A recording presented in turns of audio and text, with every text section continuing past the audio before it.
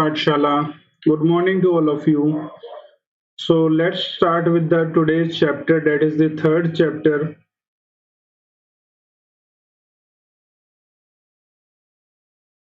So we will start with the third chapter, and that is the rise of the territorial kingdoms and the new religious sects. So this is our third chapter, and on this way we would be going to cover 11 chapters in the ancient history.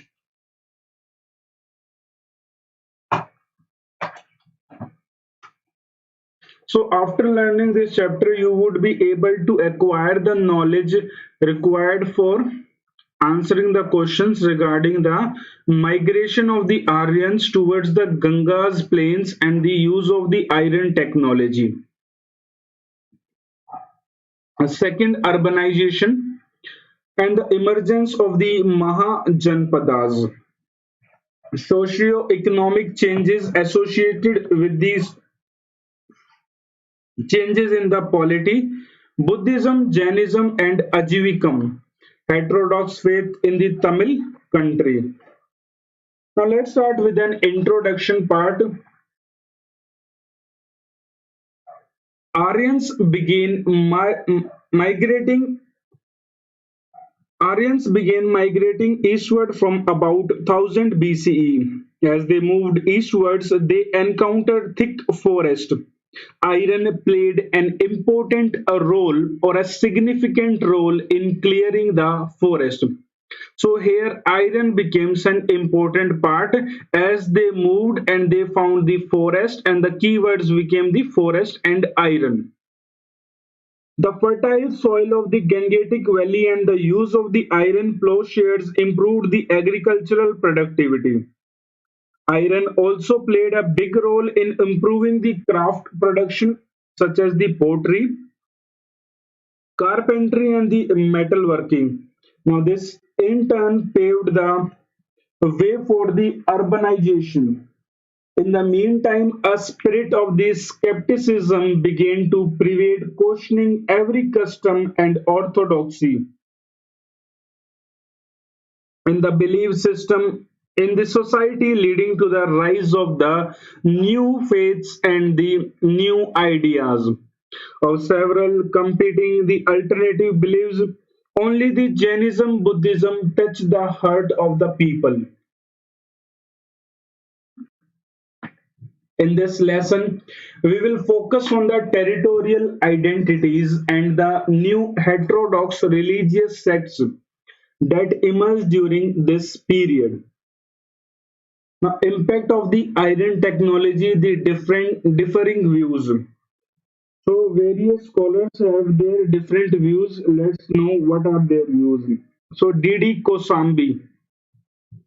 The movement of the Indo-Aryan towards the east was aimed to assessing the iron ore of the South Bihar and gaining a near monopoly over it. The iron ore was responsible for the political dominance attained by the state of the Magd by Didi Kosambi.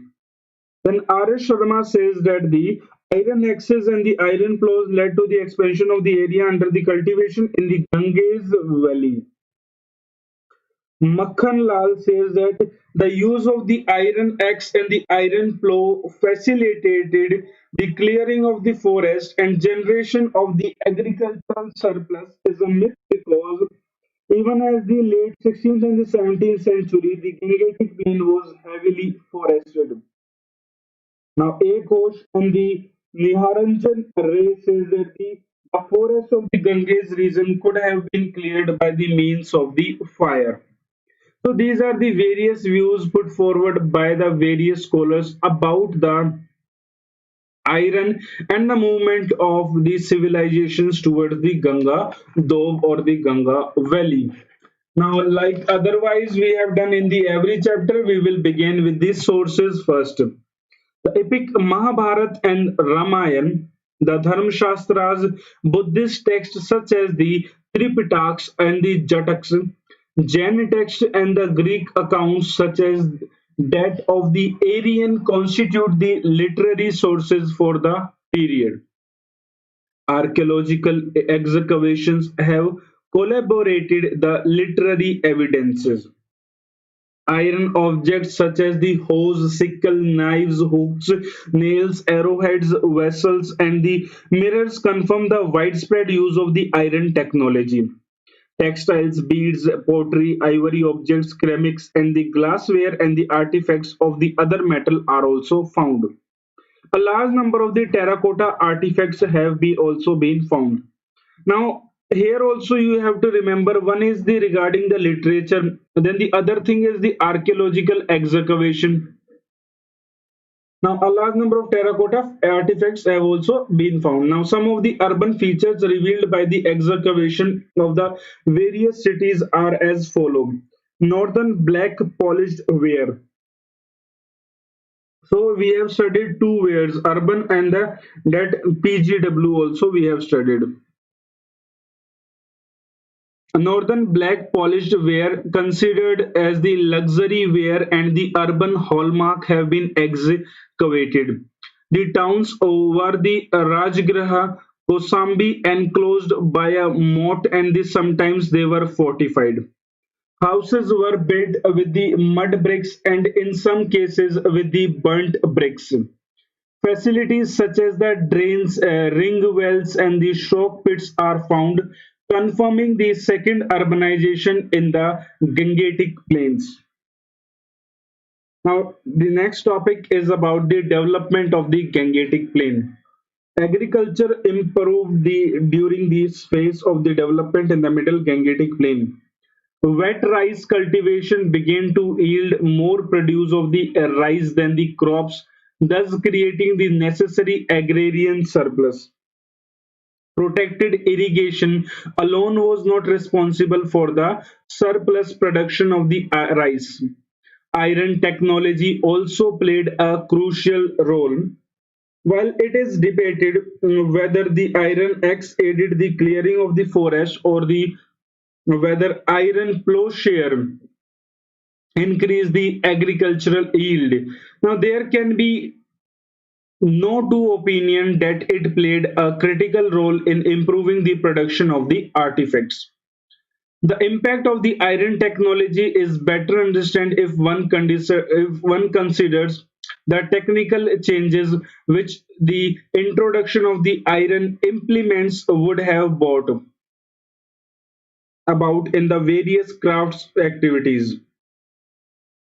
Leisure time provided by the agricultural surplus and the technology led to the growth of the crafts, which in turn aided the vibrant mode.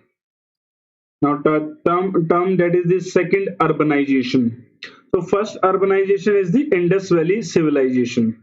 Second urbanization, agricultural surplus, the growth of the craft and the trade, and the growing population led to the emergence of the towns again in the Gangetic Plain. Now, remember the Vedic culture was the rural culture, and earlier than that, the Indus Valley was the first urban culture of the world. Now, again, the urbanization has started. This is called as the second urbanization in the Indian history after the first urbanization evident in the Harappan civilization. Different types of the town came into the being. Political and administrative centers such as the Rajgriha, Sravasti, Kosambi, and Champa. Centers of the trade commerce such as the Ujjain and the Takshila. Holy centers such as the Vesali. Now same is written in your NIUS book. NIUS book भी पढ़ोगे आपको वही same language मिलेगी, same जो है पढ़ने को चीजें मिलेंगी. Now Janpadas to the Mahajanpadas. Now you have seen that from early Vedic period there were the only Jana. There was no mention of the Janpadas. Then in the later Vedic period the Janpadas came. And after that later Vedic period, now the Mahajanpadas will emerge out of the Janpadas. The later Vedic period, 900 to the 600 BCE, witnessed the transition from a tribal polity based on the lineage to a territorial state. from a tribal polity based on a lineage to a territorial state. The Jana who migrated eastward began to settle down in the various regions. The loyalty of the people shifted from the Jan, that is the tribe or the clan, to the Janpad, that is the territory. Janpad literally meant that the place where the tribe sets its foot upon. The Janpadas fought with one another for the resources and the political dominance. We have seen in the previous that there were the yags also, Ashwamedh yag, Rajaisu, and other type of the yags were used to held and to have their territorial supremacy. Now, the same way you will find that these words are example. This paragraph is very useful for exam point of view. Now, you should know the meaning of the Jana, Janapada, and Mahajanpada. The Janpadas fought with one another for the resources and the political dominance. Some Janpadas extended their territories and brought various Janas within their jurisdiction. Such Janpadas grew into the Mahajanpadas. Now, territorial people, government, and the sovereignty and are the important element of the state. All these elements were found in the sum of the Mahajanpadas. The Mahajanpadas, they represented the emergence of the territorial kingdom that ruled over the people. The king headed the government aided by the centralized administration. The king was able to sovereign also the king was also the sovereign ruler. The king levied the taxes out of the agricultural surplus and redistributed it and ensured that the maintenance of the law and order in a hierarchical society by the force and the coercion. These features mark the formation of the state in the Gangetic Plains. Now, 16 Mahajanpadas. According to the Puranic Buddhist and the Jain tradition, there were the 16 Mahajanpadas. Now, these are the Gandhar, Kamboj, Ashak, Vats, Avanti, Sursena, Chedi, Mal, Kuru, Panchal, Matsya, Vaji, Ang, and the Kashi, Koshal, and the Magd. The Mahajanpadas are classified as the Gan Sanghas and the chiefdoms based on the nature of the polities. तो ये भी further इनको divide किया गया है कि कहाँ कहाँ पर गण संघ है और कहाँ कहाँ पर आपका जो है पॉलिटी है chiefdoms है nature of the polity पे. Now they have not given the in this book they have not provided you the recent areas. So recent areas इन्होंने यहाँ पर mention नहीं किए हुए हैं. For that you can visit the NIUS book. So there they have given in the detail a chart has been given. So in that chart they have mentioned the Gandhar, what is the new and area and what is the capital and in which state it lies. So sometimes the UPSC asks you question like the Avanti, the modern name of the Avanti, what is the modern name of Avanti, or the match the following.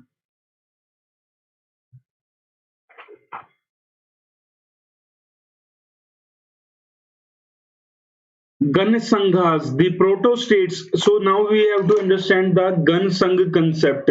Gan Sanghas, the proto-states of the Gangetic region were known as the Janpadas and compromises of the chiefdom, republic and the small kingdoms. 16 Mahajanpadas find mentioned in the early text. Now there were also the Gan Sanghas or the oligarchy. Now Gan Sanghas are called as the oligarchies.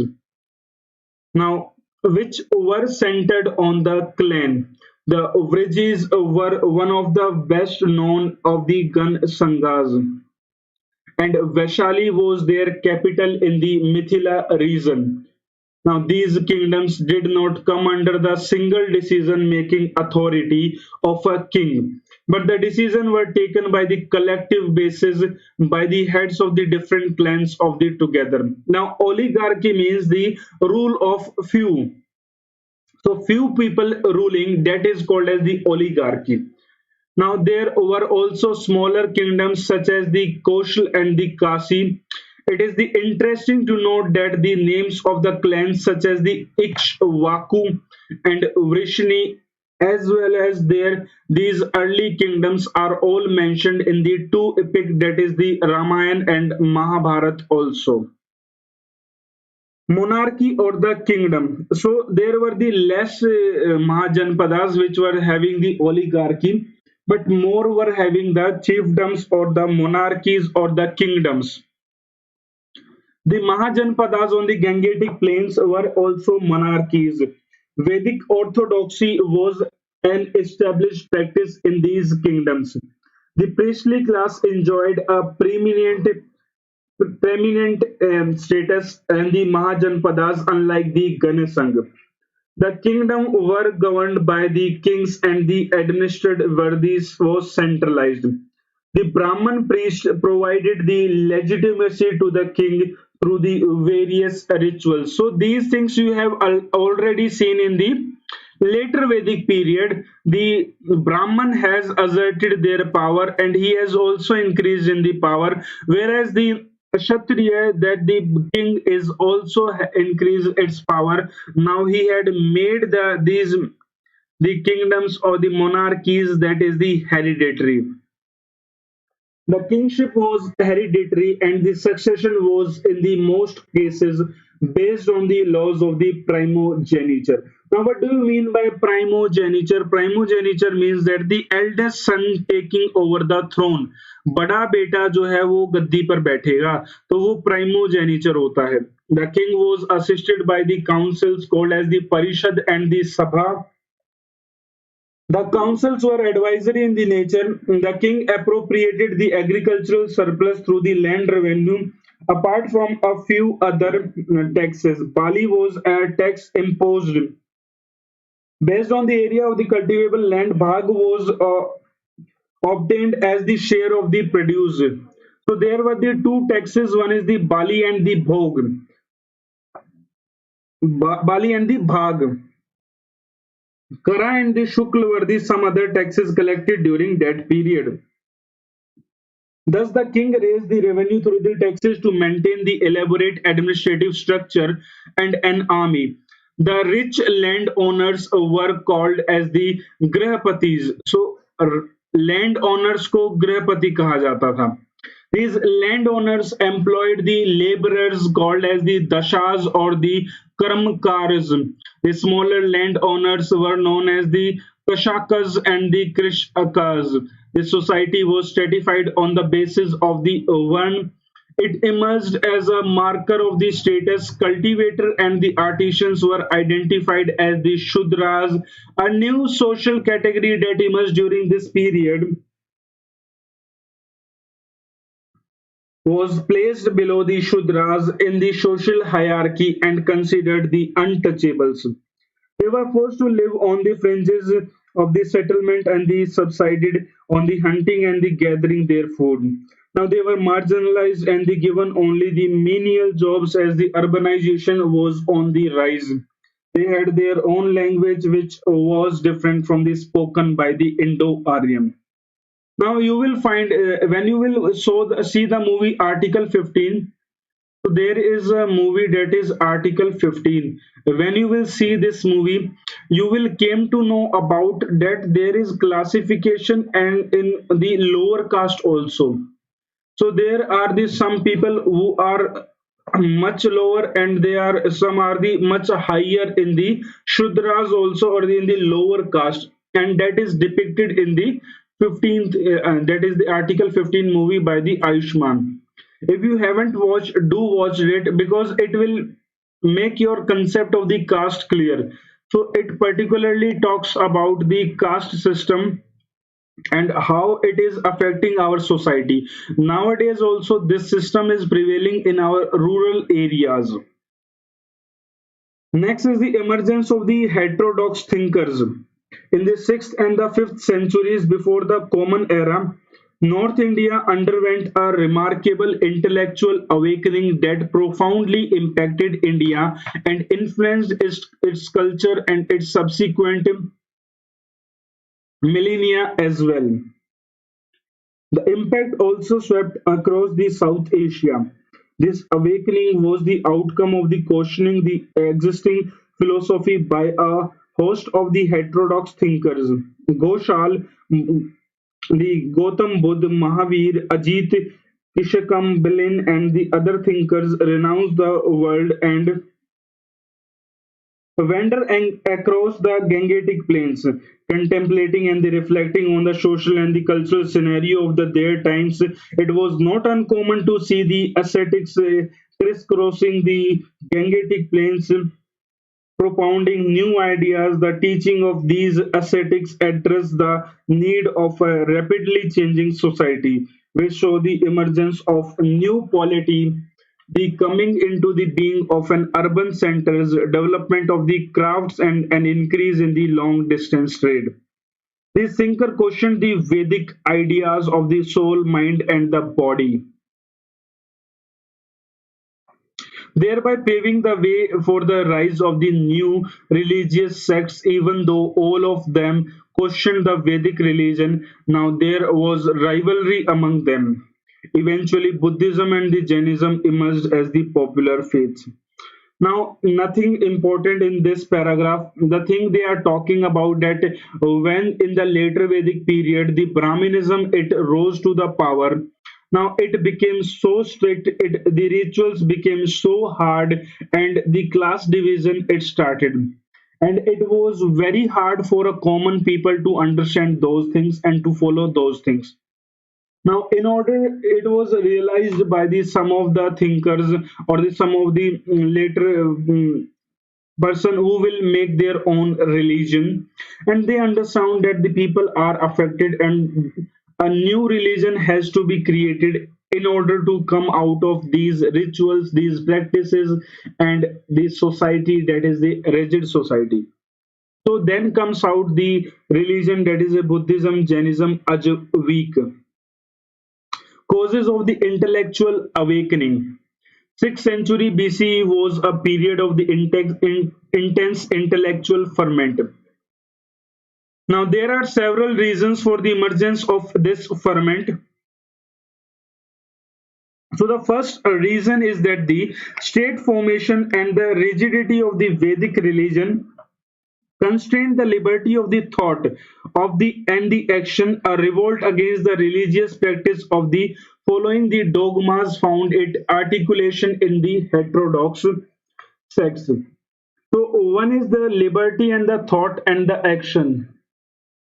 Now, when attempts are made to smother the intellectual curiosity of the people, the mind of man rebels against it, and the inevitable reaction shows itself in an impatience of all formal authority, and a long, wild outbreak of the emotional lifelong repression by the discipline of the ceremonial religion, as said by the Dr. Sarvapalli Radhakrishnan.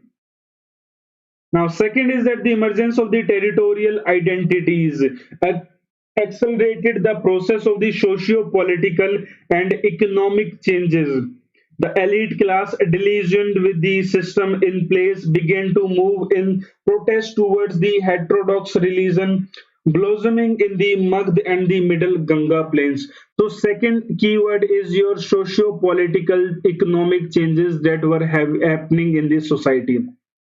Next, as the Vedic religion was not fully organized, its reach did not permeate into the society, and hence did not find it difficult to follow the newly emerging religious sects. Now, Vedic religion was not fully organized.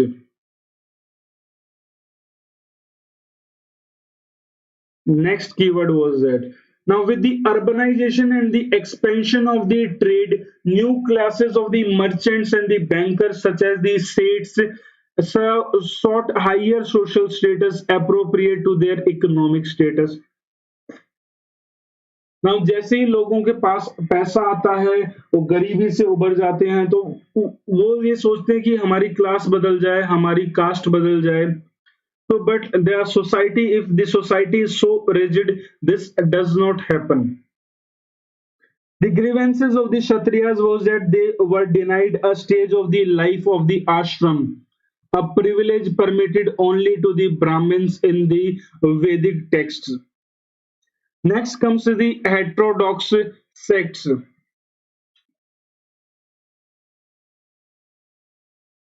The ascetic vendors and the teachers attracted the group of the followers and they established the various sects. Their philosophies encompass the antinomian belief that the divine grace takes away the necessity of the obeying the moral law, materialist and the fatalist elements. They were heterodox sects that revealed the orthodox Vedic religion and the many of them came into the existence during this time. A Buddhist text that is the Samnapala Sutta, while making a reference to the Ajatashatru of the Magd meeting the Gautama Buddha, mentioned that before his meeting, the former had a philosophical discourse with the leaders of the various sects such as the Puran Kashyap, Mahakali Ghoshal, Ajit Kesh Kambalin, and the Pakud Kach Sayana, and the Shania Bel Putta, and the Niganth Nathaputta Mahavir. They are described as the homeless wanderers of the long-standing Chira Pabajito, the founders of the sect that is the Tithkaro and the leaders of the orders at the Gancharyo. Now these sects were the key rival of the Buddhism. Now their doctrines were shown unsatisfactory while that of the Buddha was acceptable to the Ajatashatru. Next comes the Ajivikas. The Ajivikas are believed to have evolved from the one of the many ascetic groups of the times. According to the Buddhist records, Nand Vacha was considered the founder of the Ajivik sect. He was succeeded by the Kissa Samkika, followed by the Mahakali Ghoshal, who was the third and the greatest of the Ajivikas. Ghoshal met the Mahavir for the first time in the Nalanda and their friendship lasted for the 6 years. They separated due to the doctrinal differences. Ghoshal then went to the Sravasti where he was patronized by a rich potter woman called as the Halhaha. He believed in the doctrine of the reanimation and the believed in the doctrine of the reanimation and criticized and ridiculed the severe austerities of the Vedic ascetics. Being rival sects, both the Buddhist and the Jain account portray Ghoshal as a person of vicious character. Sravasti was the headquarter of the Ajivika sect. Ajivika was naked ascetics. The basic principles of the Ajivikas was niyati or the faith. They believed that nothing in the world could be changed as everything was predetermined. Everyone has to pass through a series of the transmigrations to put an end to the pain. According to the Ajivikas, there were the six inevitable factors in the life, which the gain and the loss, joy and the sorrow, and the life and the death. Two other preachers of the Puran Kashyap and the Pakuda Kachyana joined the Ajivika after the death of the Goshal and influenced the new life to it. Puran Kashyap held that the view that actions did not have any merit or the demerit, no evil is caused by the torture or the hurting and killing others. Similarly, no merit is acquired by the generosity, self-control, and the truthful speeches. Humans cannot change anything by the actions as everything is predetermined. According to him, non-actions is the way out of life. Pakud Kachiana believed that the world was made up of the seven substances that were unmade, irreducible, uncreated, barren, stable as a mountain peak, standing firm like a pillar, and that do not alter, do not change, do not interfere with one another, are incapable of causing one another pleasure and the pain, or the both pleasure and the pain. The Ajivikas had the rich lay disciples such as the porters and the bankers. The Ajivika sect spread across the length and the breadth of the country, though their influence was much less compared to the Buddhism and Jainism. Now, this Ajivika, you should know about the only what was that. So, don't go into the details of the Ajivika. It is not important from the exam point of view. Rarely or mistakenly, a question can appear, but naturally, UPSC does not ask a question from this area, because every year the question comes from the Buddhism particularly, and in alternate years we can say Jainism is also included. Now, Ajivikas in the Tamil Nadu, Manimekalai, Nilakeshi, and the Shivaganan Siddhayar have references to the Ajivika doctrine. Nilkeshi's quest for the truth takes her to the Buddha and the Puranam. Puranam was the leader of the Ajivika sect. The Cholas are known to have the levied a tax on the Ajivikas.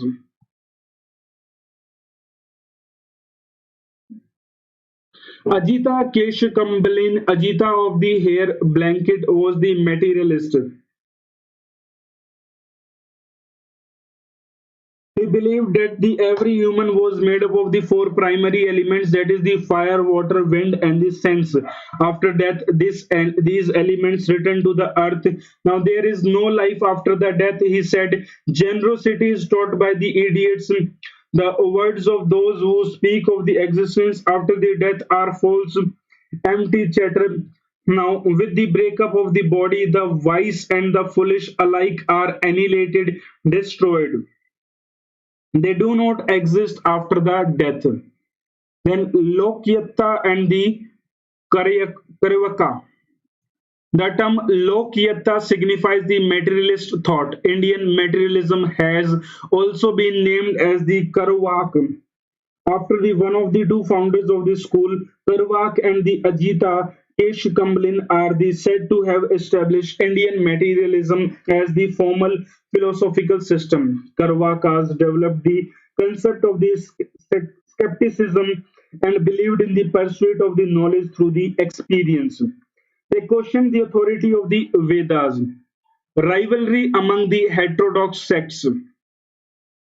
There was intense rivalry among the various heterodox sects. This is evident from the various religious accounts of the period. Buddhist and the Jain texts not only mention other heterodox sects but also belittle them. For example, Bhagavad Sutra, that is a Jain text, provides a poor account of the Mahakali Goshal. Budghosh also ridicules the Goshal in his contemporaries. A Buddhist Jatak story compares the heretics with the fireflies whose faint light faded before the rising glory of the sun, that is the Buddha. Now, from here begins your important part. So, you can leave the part of the Ajivika, and from here you have to learn each and the every word. Among the various sects, the sects led by the Vardhaman Mahavir, referred to as the Nigantha Nataputta by the Buddhist texts, bloomed into a religion called as the Jainism. Now, it was earlier known as the Nirgranthas, free from the bonds. Mahavir was known as the Jinnah. The meaning of the Jinnah is conqueror of the soul, and hence his sect came to be known as the Jainism. Now, जिसने जो है follow किया महावीर को, बुद्धा को, महावीर को, सो वर्धमान महावीर को, तो वो जैनिज्म कहलाए. Or this the person Mahavir was himself called as the Jinnah. Now, according to the Jain tradition, Mahavir was not the founder of the Jainism, but the last of the 24th Tirthankar, or the maker of the fords. Fords means a shallow place in a river or the stream to allow one to walk across. According to the Jain tradition, Rishabh was the founder of the sect. So he was the first Tirthankar. Yajurveda mentions the three of the Tirthankars, which the Rishabh, Ajitantha, and the Aristanemi. Mahavir organized his members into a monastic and the lay the followers. Life of the Mahavir. Now we can say that Mahavir was the real founder of the Jainism. Vardhaman was born around the 540 BC in the Kundgram. Sorry, Vardhaman was born around the 540 BCE in the Kundgram, a suburb of Vaishali. He was a member of the ruling family of the Gansang, and his father Siddharth was the chief of the Jantrik clan.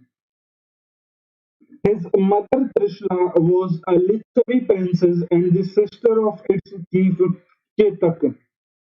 Mahavir was closely connected to the rulers of the Magd, Ang and the Videha through his mother. From his childhood, he was attracted to the spiritual life. After the death of his parents, he left his home at the age of 30 and wandered about as a mendicant for the 12 years in the search of the true knowledge. Now you will find the similarity between the Buddha and the Jain, Mahavir. Now, during the course of his wandering, he met the Ghoshal and he spent the 6 years with him before they parted due to the differences. So 30 plus में 12 is equal to the 42. So in the 13th year of this wandering at the age of the 42, Vardhaman attained the enlightenment or the nirvana. He then became the Tirthankar and came to be called as the Jinnah or the Great Conqueror. सो निर्वाण enlightenment मतलब कि ज्ञान की प्राप्ति हो गई। 42 साल की उम्र में जो है इनको ज्ञान की प्राप्ति होती है। He preached for the 30 years and was patronized by the rich and the elite. He died about the 468 BCE at the age of the 72 in the Pavapuri near the Rajgriha. He fasted unto death according to the Jain ideals. His death or the final liberation was a joyous event for the Jains. Now remember, the area of their birth and their death is important for the exam point of view. Mahavir had a huge following. In the early stages, his followers were drawn from the different sections of the society. However, in the course of the time, Jainism was confined to the trading and the money lending community. Jainism insistence on the non-violence closed other occupations, including the agriculture, as it prescribed the refraining from the intended or the unintended killing. About 500 years after the Mahavir's death, in the 79 or 82 CE, that is Common Era, a schism occurred in the Jainism. Magd was affected by the severe famine, and some of the Jain monks under the Bhadrabahu went south to maintain their strict discipline. They remained without the garments and well known as the Digambras, that the space clad or the naked. Others stayed back under the leadership of the Sthalbahu and adopted a white garment, and they were known as the Shvetambras, white clad. Now remember, in the north you had these people, that is the Shvetambras, and in the north they were led by the Sthalbahu, and in the south they were led by the Bhadrabahu. The schism weakened the Jainism in the Magध, but it found the ardent followers in the Gujarat, Rajasthan, Madhya Pradesh, Odisha, and the Karnataka. On the death of the Bhadrabahu, Shul Shulbhadra held a great council at the Patliputra, which compiled the Jain canon. It consisted of the 12 angas, that is the limbs. Now, another council was held in the Vallabhi, Gujarat in the 5th century CE. It added the 12 upangas, minor sections. The Jain monks not only wrote the religious treatises but also promoted the secular literature. Ach Rang Sutra, the Sutra Krit Anga, and the Kalpa Sutra are the earliest Jain texts. Most of the earlier Jain texts were written in the Ardh Magdi, the language of the common people. So इनको किस भाषा में लिखा गया है? अर्ध मगधी में लिखा गया है.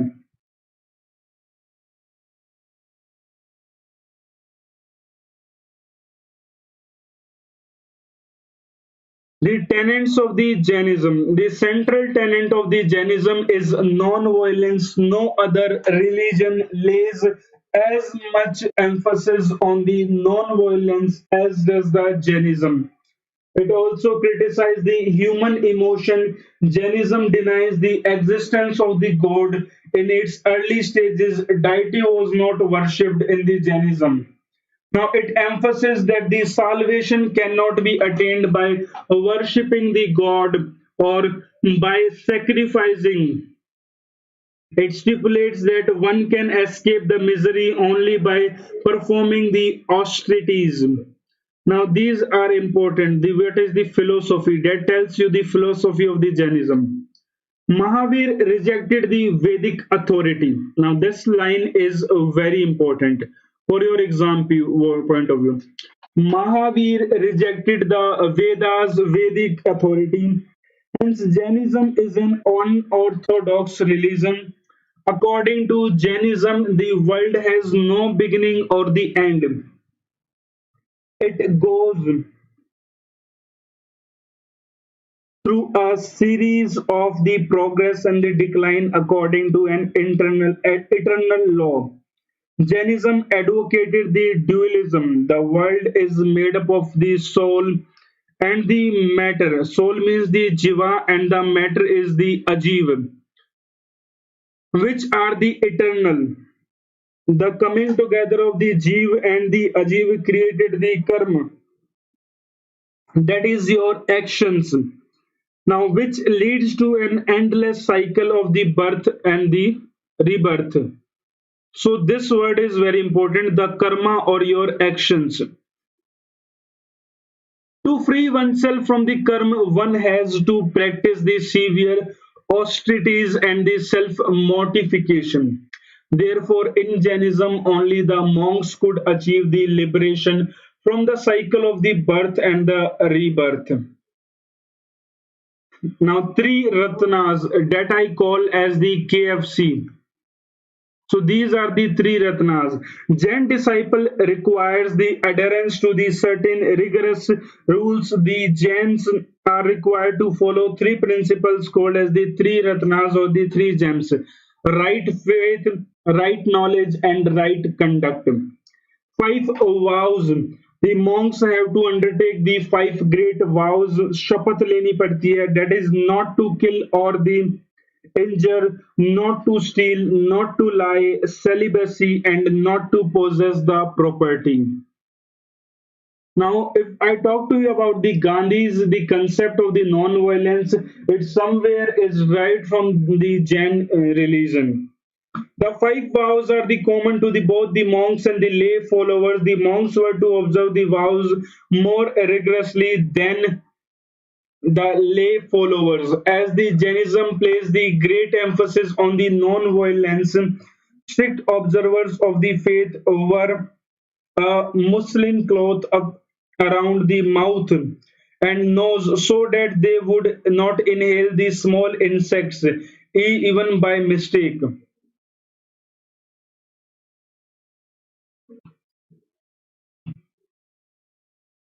You might have seen that these people They wear a mask. To avoid the trampling on the ants and the other insects, Jain monks used the feathers to sweep the path before walking. Jains could not practice agriculture or the other crafts that involve the killing or injury to the living organism. Hence, they took to trading and the money lending and the expelled and excelled in that. As a result, they were closely associated with the urbanization. Jainism is an egalitarian religion. It does not sanction any inequality based on the birth. It is one's deed that determines the one's status in the society and not the birth. Jainism believes that by one's action one becomes a Brahmin, a Kshatriya, or a Vaishya, or a Shudra. Pride based on the birth is considered a sin. Women were admitted into the monastic order. However, as a woman, one cannot attain the salvation. Now, by accumulating merit by good deeds, a woman could be reborn as a man and then strive to attain the salvation. Now, Jainism in the Tamil Nadu.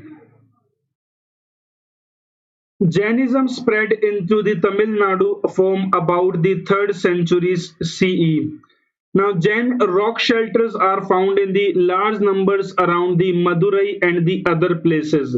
The mention of the death of the Chola by the fasting in the Puran Nuru is considered by the some too similar to the Jain practice, that is the Salikhna. Now, it was in the news recent day, 2 3 years back. The Jain influence is strong in the early Tamil literature. Naladiyar, Palomali, Jivak, and Yappernukalam Karikai, the Nilakeshi are the some of the prominent Jain works in the Tamil. As early as the century 470 CE, Jain Dravid Sangh was established in the Madurai by the Vajranandi, a disciple of the Bhojpada. Jainism has survived in the Tamil Nadu and there are the several Jain temples. Now, one of the Jain temples is at the Tiruparuthi Kunram near the Kanchipuram with beautiful ceilings paintings. Now, this part of the Kanchipuram was known as the Jain Kanchi. The last topic is that the decline of the Jainism in India, absence of the royal patronage, split amongst the Jain Digambars and the Svetambars, lack of the missionary zeal, and factionalism, and the severity of the practice and the spread of the Buddhism as a rival faith led to the decline of the Jainism in India. So it was a strict religion, it was a disciplined religion. So therefore it attracted the less number of people. Next is about the Buddhism. Among the heterodox sects, Buddhism was the most popular. It went on the emerge as a powerful religion patronized by the various rulers. It was so influential that its ideas were adopted by the Ashok as a state policy also. Though it virtually disappeared from the India for nearly a millennium, it spread far and wide as and is widely followed even today in the Southeast and the East Asian countries. In the mid 20th century, it was revived in the India by the Dr.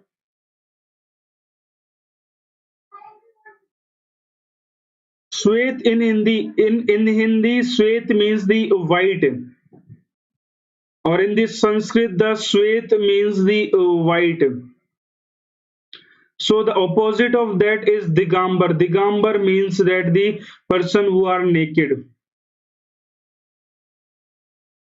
In the middle 20th century, it was revived in the India by the Dr. B.R. Ambedkar.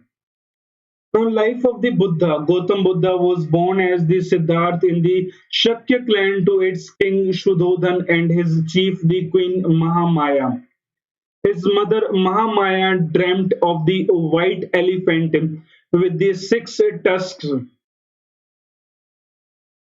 entering her womb when she was pregnant. Now, learned men prophesied that the child would either become a universal emperor or a universal teacher.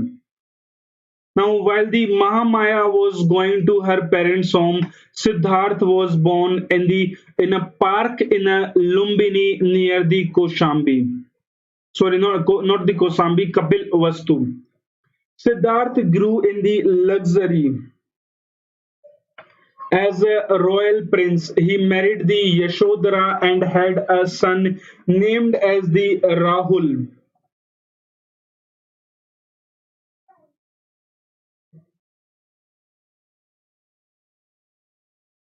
When he was riding on his chariot with his charioteer one day outside the palace, he saw an old man, a sick man, a corpse, and finally a religious mendicant.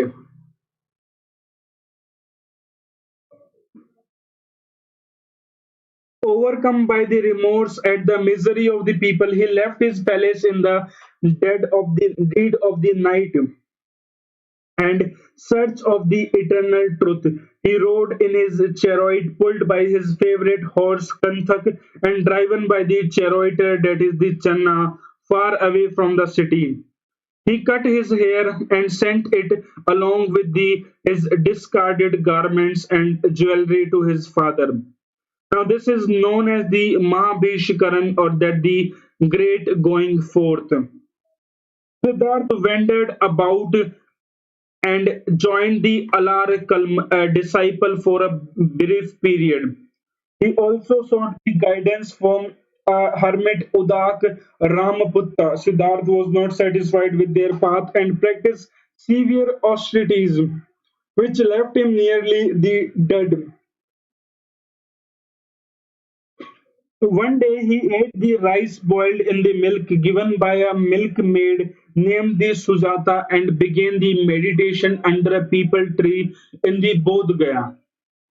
After the 49 days of the meditation, he attained the enlightenment at the age of the 35. Therefore, he come to the be called as the Buddha or the enlightened.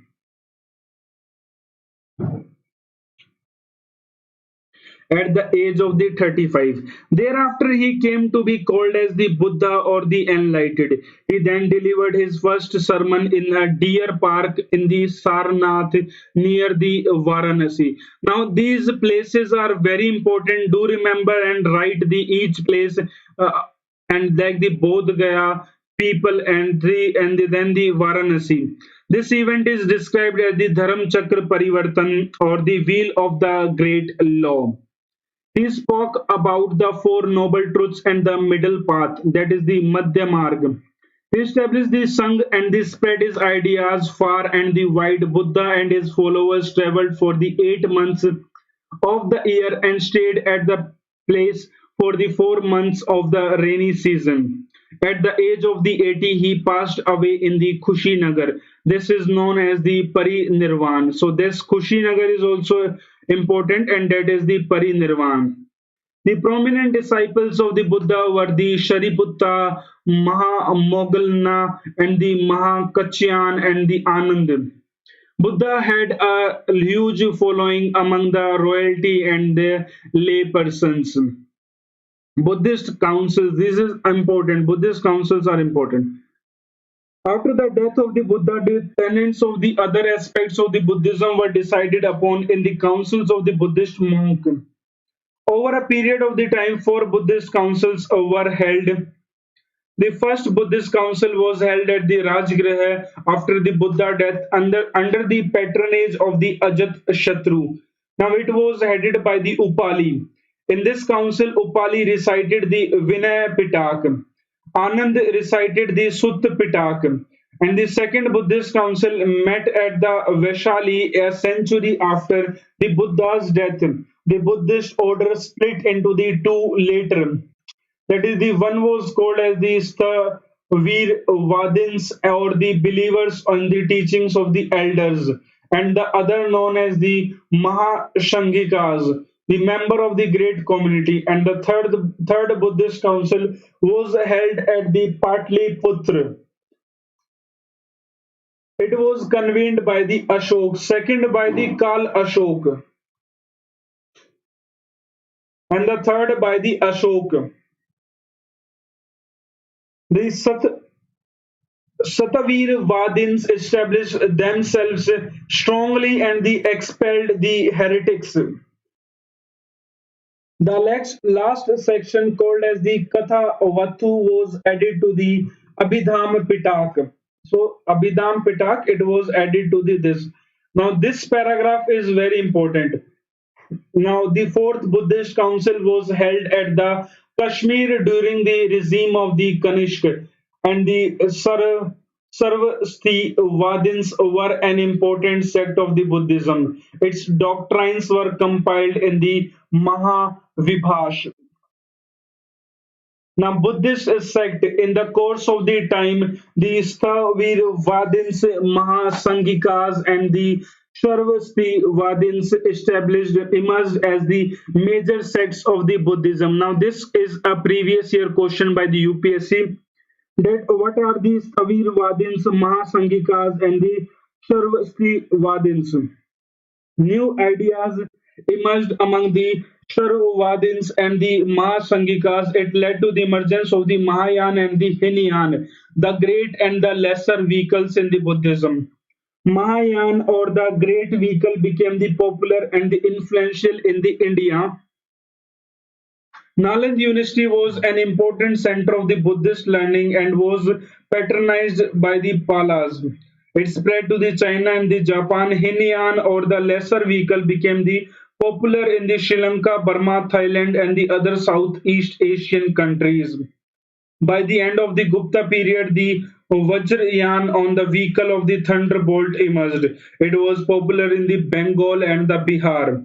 It was influenced by the primitive local cults and they spread to the Tibet in the 11th century CE. The Vikramshila University of the Bihar was an important center of the Vajrayana Buddhism. Buddhism in the India began to decline with the onset of the Bhakti movement.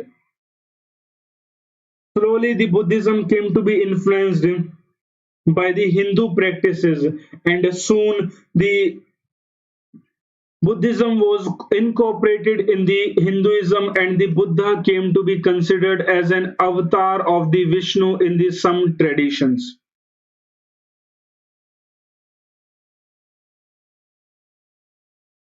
Buddhist literature. Buddhist texts were compiled in the Pali language. So you remember this language also. This is asked by the UPSC. The Pali canons are called as the three Pitaks, three basket. They are the Vinaya Pitak, Sutta Pitak, and Abhidhamma Pitak. Vinaya Pitak deals with the monastic rules and the moral disciplines. Sutta Pitak dwells upon the discourses and the teachings of the Buddha, and Abhidham Pitak expounds the Buddhist philosophy. Now, this paragraph is very important. UPSC asks you about the Vinaya, then the Abhidham, and the Sutta Pitaks. Match the following can come in the UPSC.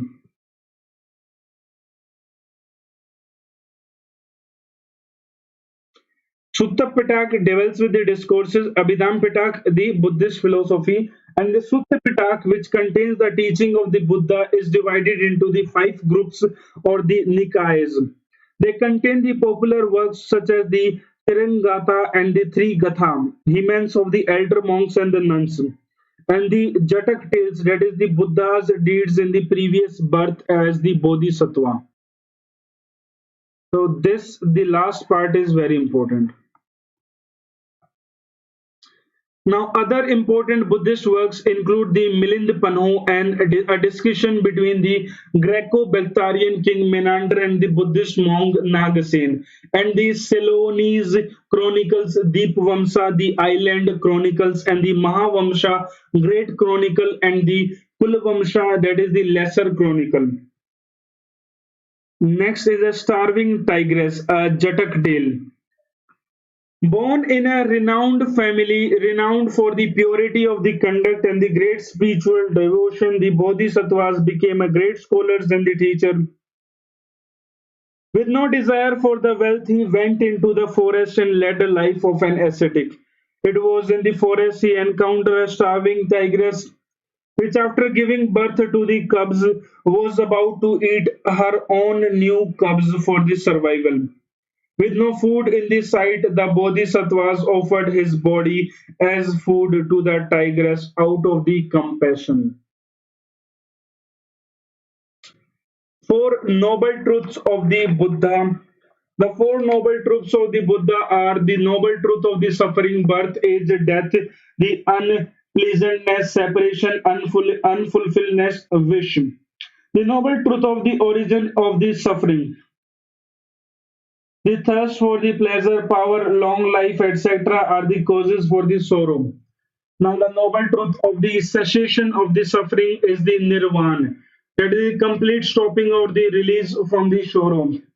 The noble truth of the path leading to the cessation of the suffering, the noble eightfold path of the middle path. Now, Buddha says that there is a suffering, कि दुख है. Then again, Buddha says that the cause of the dukh or the suffering is your desire. Then Buddha says that the suffering can be given away. Suffering can be given away or it can be cessation by attaining of the nirvana. And the fourth principle is that the nirvana can only be attained by following the eightfold path. And Buddha's middle or the eightfold path are Astingaka Mark.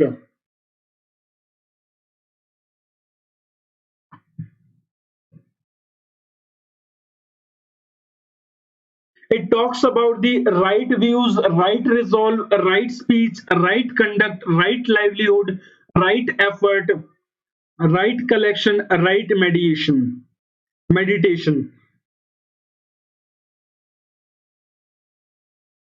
Hence, Buddha did not mention or did talk about the God. He neither accepted nor denied about the God.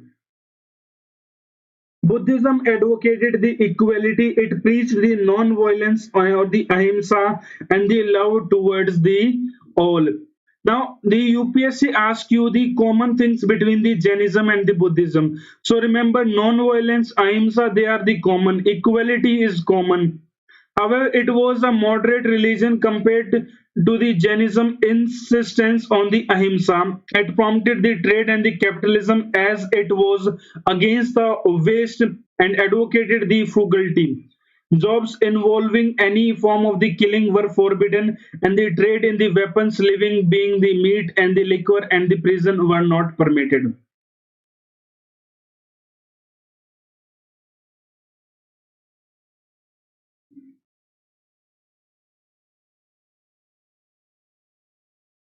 Buddhism in the Tamil Nadu. Buddhism spread to the Tamilagam, that is the Tamil state, from about the 3rd century BCE.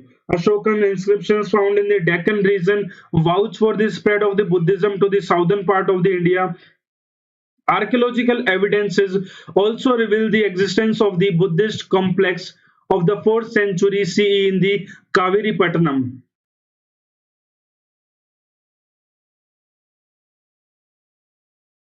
Quoting the Patinipallai Noberu Kashi Karashima refers to the merchants in the Kaveri Pattinam who, as the vegetarians, were opposed to the animal sacrifice. From this, one could presume that the influence of the Buddhism in the Tamil country. Mani Mekalai by the Satnar one of the twin epics of the post-Sangam age of the in the Buddhist literature. Similarly, the now existence Kundal Kundalkeshi is a Buddhist epic. Kanchipuram in the early Christian era was flourishing the Buddhist center. The Nag and the Dhampal who headed the famous Nalanda University, Dharampal. This is not Dhammapal, this is the Dharampal who headed the famous Nalanda University, were renowned Buddhist scholars from the Kanchipuram. Even Sang, who visited the Tamil country, mentions in his travel accounts about the several Buddhist stupas built by the Ashok in the Kanchipuram.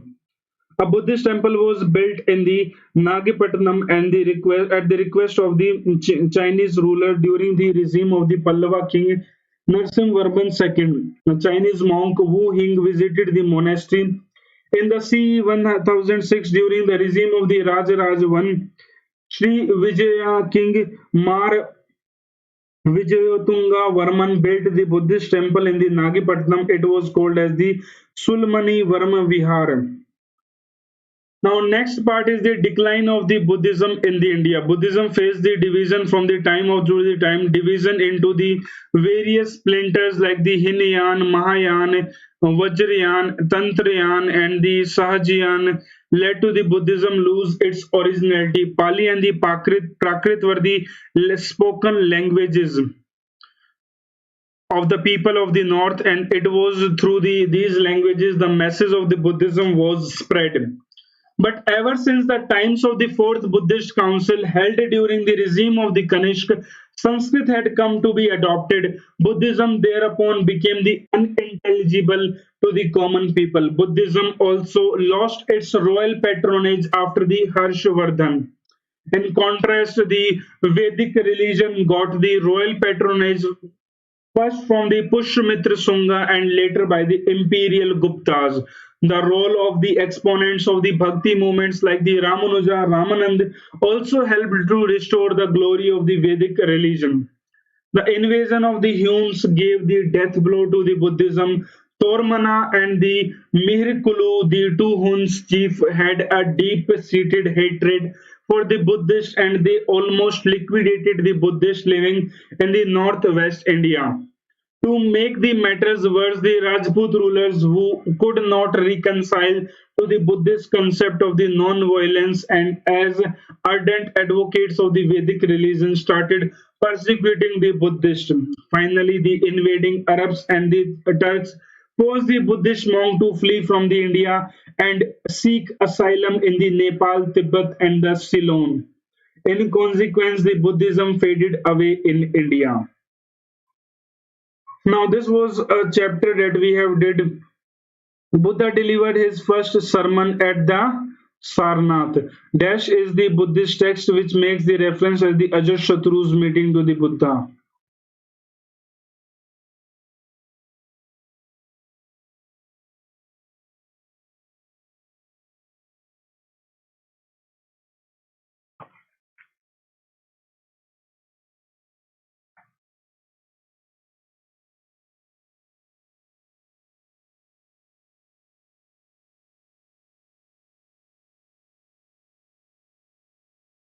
Which of the following text tells about the meeting of the Buddha? The Bhagavad Sutra is a dash text,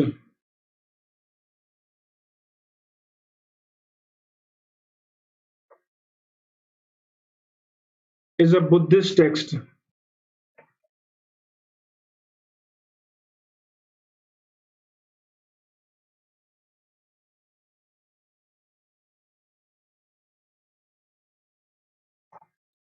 Now, next question is that the dash played a role in the that is your iron and the 16 Janpadas dash the must the mug the must the most powerful. So do see this now. I forgot this question. Second question. I think it would be the Kalpa Sutra.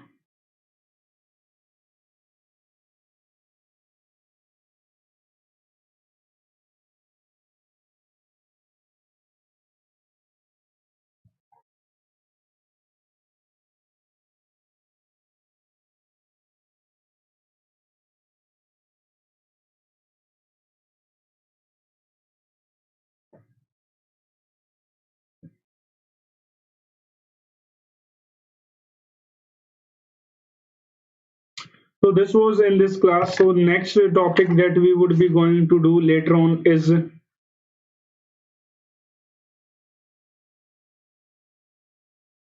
emergence of the state and the empire would be the next that we would be doing tomorrow. And it talks about the Mauryas and their agriculture, their society. So tomorrow we would be doing the this one, and day after tomorrow that is the Sangam polity. Maybe the Sangam also I can take tomorrow.